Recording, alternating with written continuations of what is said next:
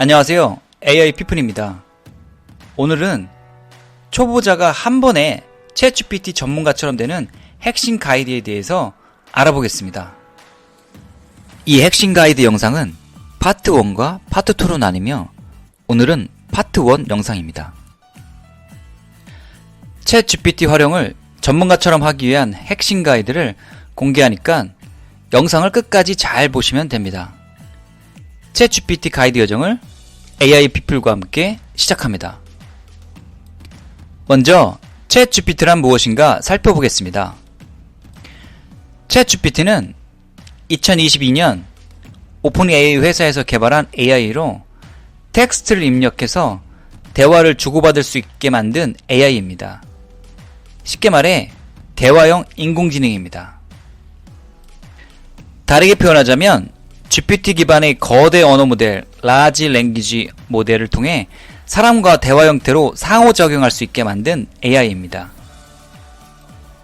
챗 GPT는 엄청난 양의 텍스트를 이미 학습한 언어 모델이고 그 언어 모델이 장착된 AI라는 기본적인 사항을 우리는 알고 있어야 합니다. 그리고 챗 GPT는 텍스트 기반으로 대화하는 AI이기 때문에 명확한 텍스트를 입력해야만 좋은 결과물 또는 좋은 답변을 얻을 수 있다는 것도 우리는 알고 있어야 합니다. 그래서 전문가처럼 챗 GPT를 활용하려면 또는 챗 GPT에서 좋은 답변을 얻으려면 텍스트로 챗 GPT와 명확한 의사소통을 할 수 있어야 합니다. 챗 GPT와 명확한 의사소통을 하기 위해서 텍스트를 입력하는데 챗 GPT에 텍스트를 입력하는 것을 프롬프트라고 합니다. 다음은 프롬프트란 무엇인가에 대해서 알아보겠습니다. 프롬프트는 질문이라고 할 수 있습니다. 챗 GPT에게 질문을 하는 것을 말합니다.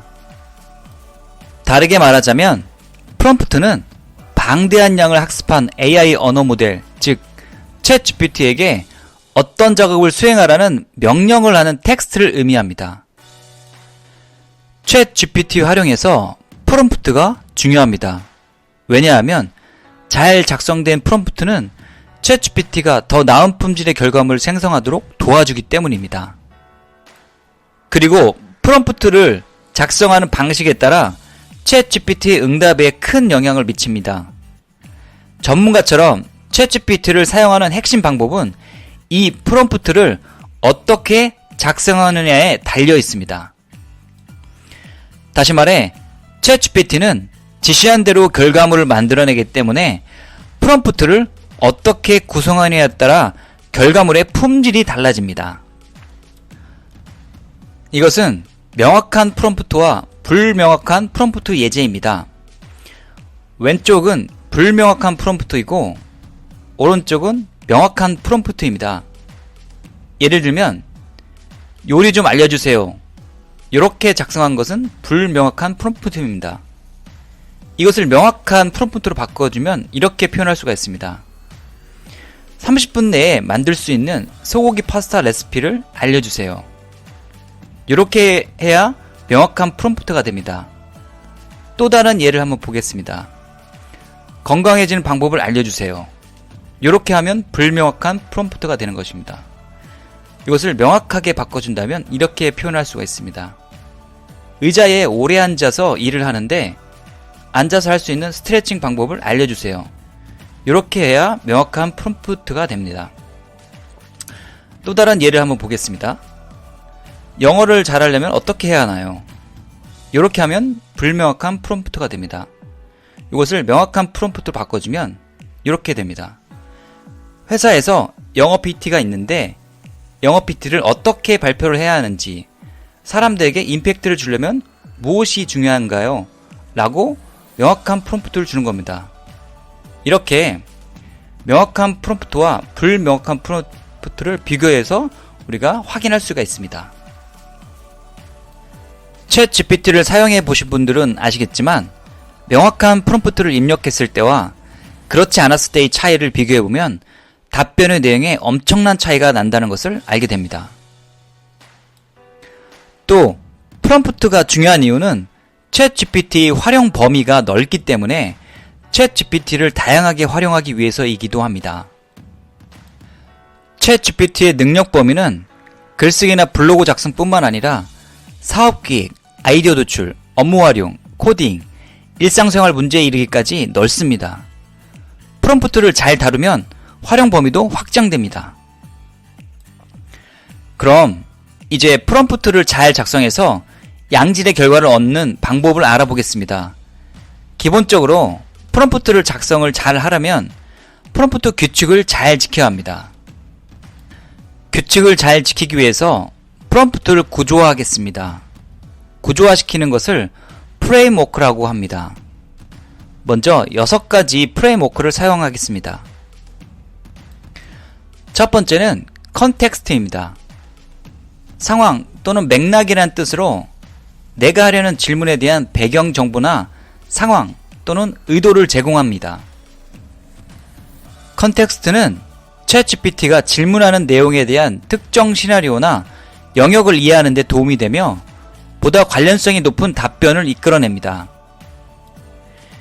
예를 들면 여행 가고 싶은데 여행 코스 추천해줘 라고 하는 것이 아니라 다음 달에 제주도로 가족여행을 가려고 하는데 가족과 함께 여행할 만한 곳 추천해줘 라고 프롬프트를 입력하는 것입니다. 여기서 여행 가고 싶은데 여행 코스 추천해줘 라고 하면 챗GPT는 헷갈려 합니다. 어디를 뭐 때문에 가는 여행인지 모르기 때문에 아무 답변이나 해줍니다. 그런데 다음 달에 제주도로 가족여행을 가려고 하는데 이렇게 어디를 가려고 하고 어떤 여행인지에 대한 배경 정보를 주면 챗GPT는 제주도 가족여행이라는 배경 정보를 이해하고 우리의 의도에 맞게 가족과 함께 여행할 만한 곳을 추천해 줍니다. 이렇게 챗GPT에게 우리가 하려는 질문에 대한 배경 정보를 주거나 우리의 의도를 알려주면 정보를 생성하는데 헷갈리지 않고 명확하게 답변을 만들어줍니다. 이런 것을 컨텍스트라고 하는데 배경 정보나 상황, 의도를 챗GPT에게 알려주는 것입니다. 이것이 첫 번째 프레임워크입니다. 이해하셨죠? 두 번째는 목표입니다. 프롬프트의 목표나 목적을 명확하게 표현해 줍니다. 챗GPT가 달성해야 하는 것이 무엇인지 목표를 지정하여 그 목표를 달성하는 데 계속 초점을 맞추도록 해야 합니다.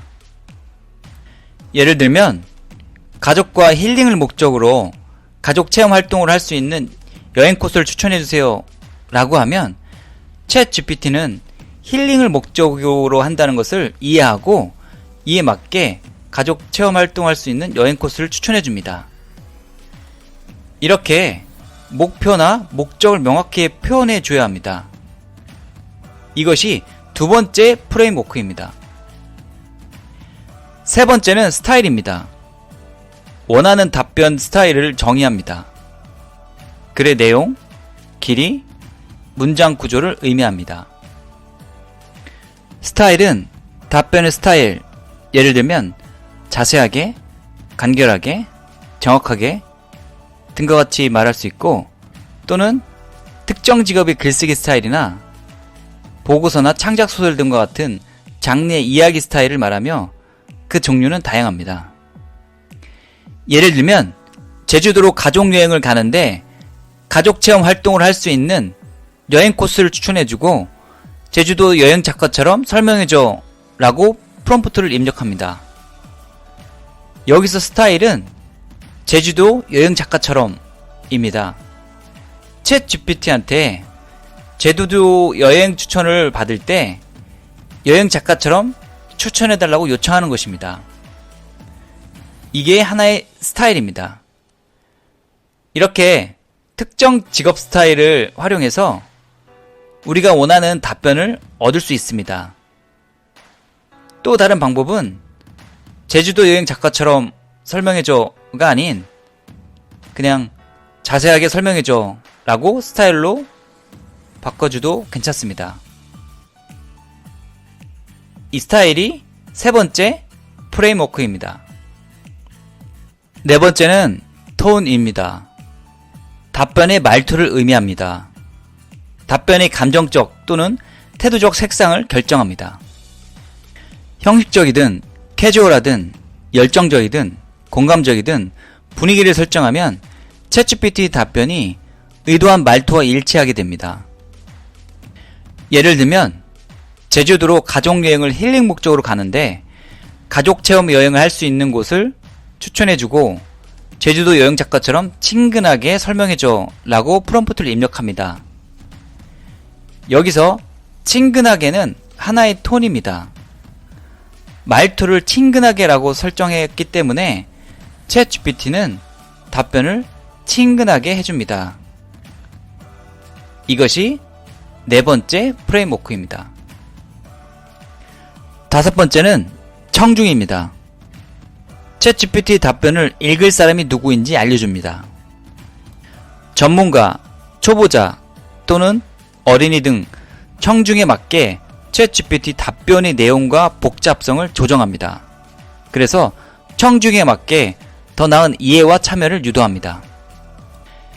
예를 들면 제주도로 가족여행을 힐링 목적으로 5일 동안 가는데 가족체험 여행할 수 있는 곳을 추천해주고 제주도 여행 작가처럼 친근하게 설명해줘. 그리고 부모님과 함께 가서 부모님이 이해할 수 있게 알려줘 라고 프롬프트를 입력합니다. 여기서 청중은 부모님이어서 부모님이 이해할 수 있게 부모님에 맞게 답변을 해줍니다. 만약 청중이 아이들이라고 하면 아이들이 이해할 수 있게 답변을 해줍니다. 이렇게 답변을 읽는 사람이 누구인지를 설정할 수 있습니다. 이것이 다섯 번째 프레임워크입니다. 여섯 번째는 답변 형식입니다. 답변을 원하는 형식이나 형태로 지정할 수가 있습니다. 예를 들면 목록, 보고서, 표, 설명문, 다이어그램, 발표 자료 등 여러 형식으로 답변을 선택할 수 있습니다. 답변 형식을 정의하면 챗GPT가 만든 답변을 후속 작업 처리에 바로 사용할 수가 있습니다. 예를 들면 제주도로 가족여행을 힐링 목적으로 5일 동안 가는데 가족체험 여행할 수 있는 곳을 추천해주고 제주도 여행 작가처럼 친근하게 설명해줘. 그리고 여행 일정을 한눈에 보기 좋게 표 형식으로 만들어줘 라고 프롬프트를 입력합니다. 여기서 답변 형식은 표 형식으로 만들어줘 입니다. 챗GPT가 가족체험 여행할 곳을 추천해줄 때 결과물을 표 형식으로 보기 좋게 만들어줍니다. 이렇게 출력되는 내용의 형식을 지정해 줄 수가 있습니다. 이것이 여섯 번째 프레임워크입니다. 여기까지 프롬프트를 구조화시키는 6가지 프레임워크에 대해 살펴봤습니다. 잘 이해하셨나요? 이렇게 구조화된 프롬프트를 넣어서 챗GPT와 명확한 의사소통을 하는 것입니다. 그런데 챗GPT의 성능을 최대한 끌어올리고 원하는 결과물을 만들기 위해서는 좀 더 프롬프트의 정교한 구성이 필요합니다. 기본적인 6가지 프레임워크와 함께 4가지 프롬프트 작성 규칙을 더 알아보겠습니다. 첫 번째 규칙은 역할 지정입니다. 챗GPT에게 역할을 지정합니다. 역할에 대해 설명할수록 더 좋은 결과물을 얻을 수가 있습니다. 만약 여러분이 패션 관련 질문을 챗GPT에게 한다면 이렇게 역할 지정을 할 수가 있습니다. 당신은 여성 패션 전문가입니다. 라고 역할 지정을 할 수가 있습니다. 또는 여러분이 IT 관련 질문을 한다고 하면 이렇게 역할 지정을 할 수가 있습니다. 당신은 IT 개발자로 20년 근무한 베테랑입니다. 라고 역할 지정을 할 수 있습니다. 이렇게 약간의 가스라이팅을 해줘서 챗GPT가 그 역할을 수행하게 하는 겁니다. 두 번째는 예시를 포함하는 것입니다. 원하는 답변에 맞는 예시를 제공하여 챗GPT가 그 예시를 학습할 수 있게 하는 것입니다.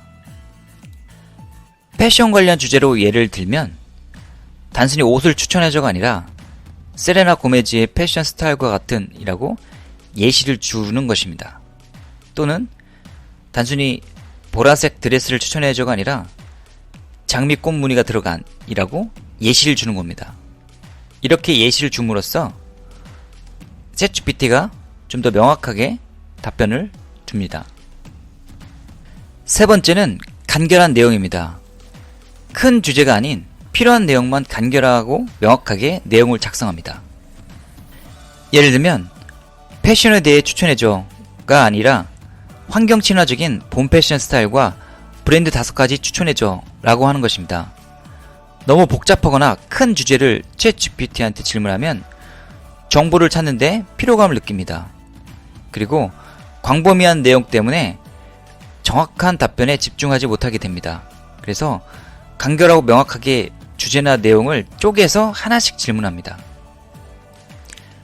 네 번째는 열린 질문입니다. 열린 질문은 보통 누가, 어디서, 무엇을, 언제, 왜, 어떻게와 같은 단어들로 시작합니다. 그래서 여러가지 열린 답변이 나올 수 있습니다. 반면에 닫힌 질문은 예 또는 아니요처럼 단순한 답변을 유도하게 되는 질문으로 뭐뭐 있나요? 뭐뭐 맞나요? 뭐뭐 했나요? 같은 질문은 답변이 여러 개가 될 수 없습니다. 예를 들면 열린 질문은 세레나 고메즈의 패션 스타일을 추천해 주었는데 그 드레스는 어떻게 만들어졌나요? 라고 질문을 하는 것입니다. 닫힌 질문은 세레나 고메즈의 패션 스타일에 꽃무늬 드레스가 포함되어 있나요? 라고 하는 것입니다. 이렇게 닫힌 질문을 하면 챗GPT의 답변 내용이 매우 제한적입니다. 지금까지 프롬프트 규칙에 대해 알아봤습니다. 6가지 프레임워크와 4가지 프롬프트 규칙을 사용해서 명확한 프롬프트를 작성하는 것입니다. 명확한 프롬프트를 작성한다면 챗GPT 활용하는 실력이 향상될 것입니다. 이해가 잘 되셨나요? 이해가 됐다 또는 느낌이 왔다 하시면 이제 중급 수준까지 온 것입니다. 아직 이해가 잘 안 되신다면 한 번 더 영상을 보시면 좋겠습니다. 지금까지 초보자가 챗GPT 전문가처럼 되는 핵심 가이드 파트 1이었습니다. 다음 영상 파트 2에서는 고급 수준으로 맞춤화된 프롬프트 작성 방법에 대해 소개해 드리겠습니다. 이 영상이 도움이 되셨다면 구독과 좋아요 부탁드립니다. 감사합니다.